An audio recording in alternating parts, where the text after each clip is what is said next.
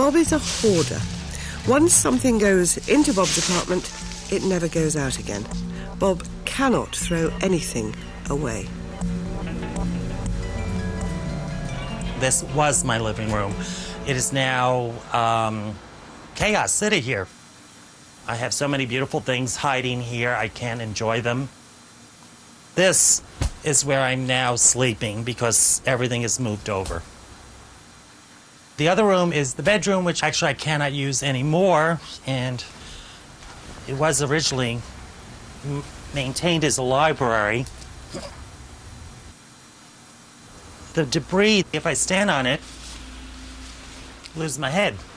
So I'm walking around in an unbalanced world. Whoa, just crazy. Oops. Bob's got hundreds of things, but not a single home comfort. For instance, I know that every once in a while I would like to watch a television program, and I know I have a TV over here somewhere, and 5 or 6 years maybe I haven't seen it. Where are you? Oh, there it is. All right, let's see if it's alive. Ah, wonderful, it's alive. A lot of it stems from my childhood. I was considered a different kind of person, artist or artistic or whatever. I was beaten and bullied, and I do mean every day. The fear of being seen was the fear of being hit. Spending 16 years of your life being physically beaten causes problems. I think anyone would agree with that. In a way, I've created a nest. I always say when I'm in my bird's nest, I don't know if I'm going to lay an egg or not. But I think it's that you have a wall around you and people can't see you. Therefore, you're safe. In OCD, the person is bombarded by intrusive, fearful thoughts. Because Bob's hoarding is his way of trying to contain his fears, the thought of throwing things away is terrifying. When I think about throwing things away, the fear is there. It's very real. Getting rid of the clutter. The anxiety is so stressful that you just simply don't even want to think about it. I feel protected, and yet at the same time I feel buried alive. I desperately need to perform some action that's going to result in clearing this up. It's a good thing we're dancers because we have to be very, very graceful.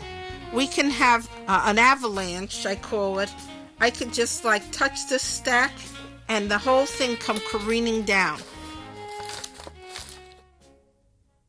Shirley says her hoarding began more than 30 years ago when she was burgled. I started hoarding after our house was robbed. 3 years later, my father was killed in a robbery attempt, and I started feeling more and more fearful. And somehow I guess I got this convoluted idea that if I had more stuff, I'd be protected.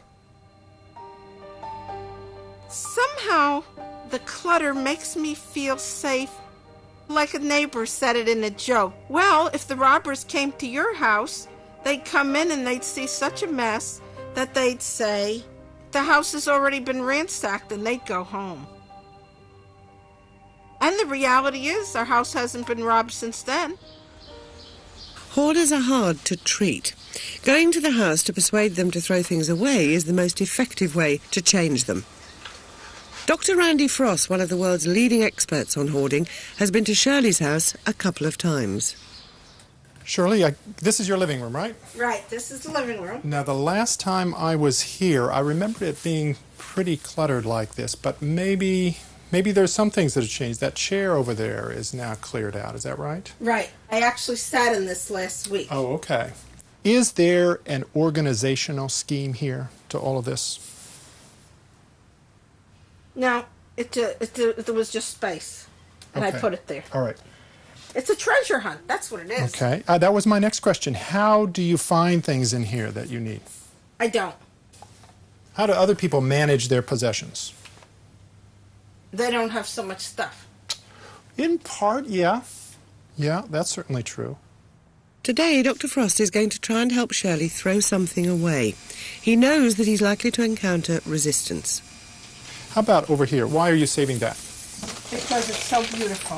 Okay, so I just thought it was it doesn't lovely. have any value in terms of your need. No instrumental value, we call it, for you. You don't need that for anything, right? And No, but I'm not willing to throw it away. we've had lots of people in our studies who describe their homes as cocoons or bunkers and so forth. So really the sense of being vulnerable seems to be involved somehow. These possessions come to signal safety. Even though a newspaper really isn't going to offer any protection, it sort of feels like I'm vulnerable again, or I'm being violated if I lose it or get rid of it. You could see with Shirley the wall that we hit with that picture. Okay, Shirley, here's the challenge. Can you throw this away? I'll consider it for the future, but for right now, I really am not willing to throw that away. Okay. Shirley has been in treatment for a year. Although her achievements seem limited, very few hoarders manage to get as far as she has. But the next phase of her treatment is going to be more difficult. The next step is to throw things away despite feeling bad and get over that feeling. What she'll have to face is pushing herself through some of the distress that she's going to experience when she throws something away. I basically feel like my house is a reclamation project in process, and a coming attraction will be next year we're going to do the living room, and that way I'll be able to sit on my sofa and watch TV in the living room like real normal people, and I'm looking forward to it.